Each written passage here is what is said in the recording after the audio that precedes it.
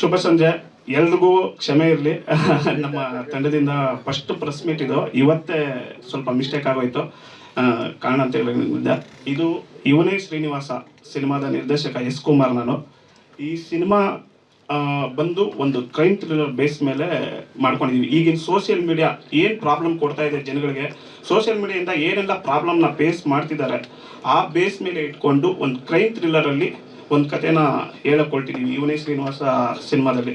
ಇದರಲ್ಲಿ ನಿರ್ಮಾಪಕರು ಬಂದು ಪ್ರತಾಪ್ ಅವರು, ನಮ್ಮ ಸಿನಿಮಾದ ನಾಯಕರು, ಅವರೇ ಇನ್ವೆಸ್ಟ್ ಮಾಡಿದ್ದಾರೆ. ಇನ್ನು ನವೀನ್ ಕುಮಾರ್ ಅವರೊಬ್ಬರು ಇನ್ವೆಸ್ಟ್ ಮಾಡಿದ್ದಾರೆ. ಇಬ್ಬರು ಸೇರಿ ಈ ಸಿನಿಮಾನ ಬೆಂಗಳೂರು, ಮೈಸೂರು, ಕೋಲಾರ, ತುಮಕೂರು, ಮಂಗಳೂರು ಆ ಭಾಗದಲ್ಲೆಲ್ಲ ನಾವು ಚಿತ್ರೀಕರಣ ಮಾಡಿದ್ದೀವಿ.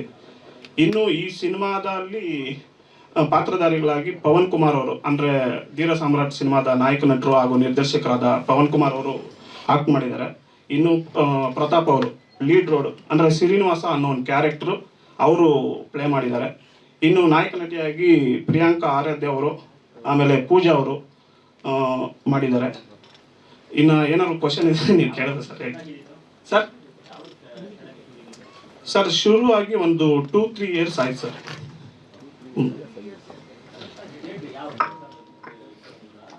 ಸರ್ 22.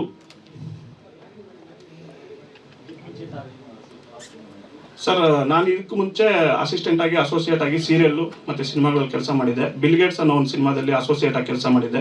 ಇದು ನಂದು ಫಸ್ಟ್ ಸಿನಿಮಾ ಸರ್. ಇದು ಕತೆ ಬಂದು ರೋಹಿತ್ ಕುಮಾರ್ ಅವ್ರದ್ದು.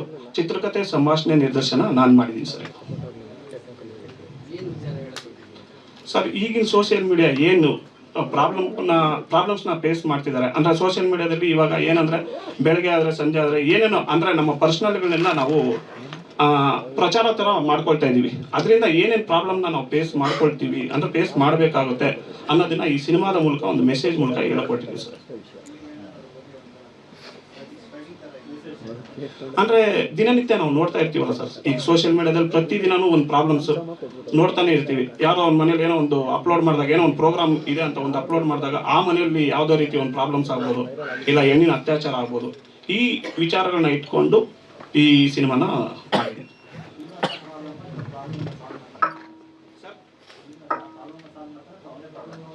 ಅದು ಸಿನಿಮಾದಲ್ಲೇ ನೋಡ್ಬೇಕು ಸರ್. ಅದು ಏನಕ್ಕೆ ಅಂತ ಹೇಳ್ತೀನಿ, ಸಿನಿಮಾದಲ್ಲೇ ನೋಡ್ಬೇಕು ಅಂತ ನಾನು ಉಡಾಪಿ ಉತ್ತರ ಕೊಡಲ್ಲ.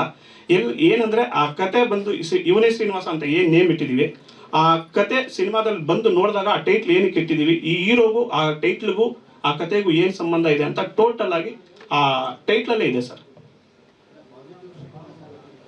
ಸರ್ ಪಾಸಿಟಿವ್ ನೆಗೆಟಿವ್ ಬಂದು ನೀವು ನೋಡ್ಬೇಕು ಸರ್, ಥಿಯೇಟ್ರಲ್ಲಿ ನೋಡಬೇಕು, ಸಿನಿಮಾನ ಎಲ್ಲರೂ ನೋಡಬೇಕು, ಅದು ಆ ಉದ್ದೇಶ ಸರ್, ಅಷ್ಟೇ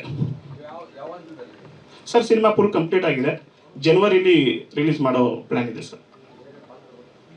ಬೇರೆ ಪಾತ್ರವರ್ಗ ಅಷ್ಟಿದೆ ಸರ್. ಮೋಹನ್ ಜುನೇಜಾ ಸರ್ದು ಇದು ಕೊನೆ ಸಿನಿಮಾ. ಅವರು ಈ ಸಿನಿಮಾ ಮಾಡಿ ಒಂದು 10 days ಇದ್ದರು, ಅದಾದಮೇಲೆ ಅವರು ಡೆತ್ ಆದರು. ಆಮೇಲೆ ಇದು ಮಜಾ ಭಾರತ ಸುಷ್ಮಿತಾ ಅವರಿದ್ದಾರೆ, ಆಮೇಲೆ ಚಿಲ್ಲರ್ ಮಂಜು ಇದ್ದಾರೆ. 100% ಇದೆ ಸರ್. ಅಂದರೆ ನಾವು ಏನು ನಮ್ಮ ಪರ್ಸ್ನಲ್ಗಳನ್ನೆಲ್ಲ ಯಾಕೆ ಸೋಷಿಯಲ್ ಮೀಡಿಯಾದಲ್ಲಿ ನಾವು ಅಪ್ಲೋಡ್ ಮಾಡಬೇಕು? ನಮ್ಮ ಪರ್ಸ್ನಲ್ ವಿಚಾರಗಳು ನಮ್ಮ ಮನೆಯವ್ರಿಗೆ ಮಾತ್ರ ಗೊತ್ತಿರಬೇಕು, ಪ್ರಪಂಚಕ್ಕೆ ಏನು ಅವಶ್ಯಕತೆ ಇಲ್ಲ ನಾವು ತಿಳಿಸೋದು. ಹೌದು, 100% ಆಗುತ್ತೆ ಅಂತ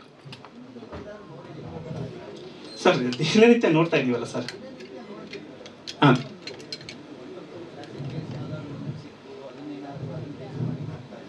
ಅಂದರೆ ಇವಾಗ ಫೇಸ್ಬುಕ್ಕಲ್ಲಿ ಏನಂದರೆ, ಇವಾಗ ಹೆಣ್ಮಕ್ಳು ಗುರುತು ಪರಿಚಯನೇ ಇರಲ್ಲ, ಅವ್ರಿಗೆಲ್ಲ ಚಾಟ್ ಮಾಡೋದು, ಅವ್ರ ಬಗ್ಗೆ ಎಲ್ಲ ತಿಳ್ಕೊಳ್ಳೋದು, ಅವ್ರ ಫ್ಯಾಮಿಲಿ ಬಗ್ಗೆ ತಿಳ್ಕೊಳ್ಳೋದು, ಅವ್ರ ಫ್ಯಾಮಿಲಿಲಿ ಏನು ವೀಕ್ನೆಸ್ ಇದೆ ತಿಳ್ಕೊಳ್ಳೋದು, ಆ ಹೆಣ್ಣಿನ ಜೊತೆ ಜೀವನದ ಜೊತೆ ಆಟ ಆಡೋದು. ಅಂದರೆ ಪರ್ಸ್ನಲಾಗಿ ಏನೋ ಒಂದು ಅವ್ರ ಬಗ್ಗೆ ವಿಡಿಯೋ ಕಾಲ್ ಮಾಡಿ ಅವ್ರ ವೀಡಿಯೋಸ್ನ ರೆಕಾರ್ಡ್ ಮಾಡ್ಕೊಳ್ಳೋದಾಗಲಿ, ಮತ್ತೊಂದು ಆಮೇಲೆ ಆ ವಿಡಿಯೋಸ್ ತೋರಿಸಿ ಬ್ಲಾಕ್ ಮೇಲ್ ಮಾಡೋದು. ಹೌದು ಸರ್. ಇಲ್ಲೇನಾ ಸರ್? ಹೌದಾ, ಓಕೆ ಹೇಳಿ ಸರ್.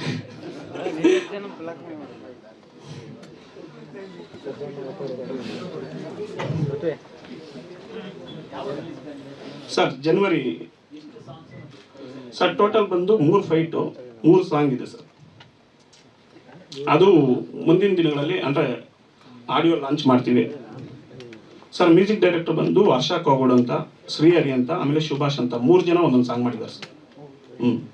ಸ್ವಾದಿಷ್ಟತೆಯ ಸ್ವಾದ, ತಾಜಾತನದ ಆಹ್ಲಾದ, ಉತ್ತಮ ಆರೋಗ್ಯ ಮತ್ತು ಹೆಚ್ಚಿನ ರೋಗ ನಿರೋಧಕ ಶಕ್ತಿಯ ವೃತ್ತಿಗೆ ಈಗ ನಿಮಗೆ ಸಿಗುತ್ತಿದೆ ಉತ್ತಮ ಗುಣಮಟ್ಟದ ಪೌಷ್ಟಿಕಾಂಶ. Shri Vaidik millet health mix, ಇದು ಸಿರಿಧಾನ್ಯಗಳ ಸಂಪತ್ತು.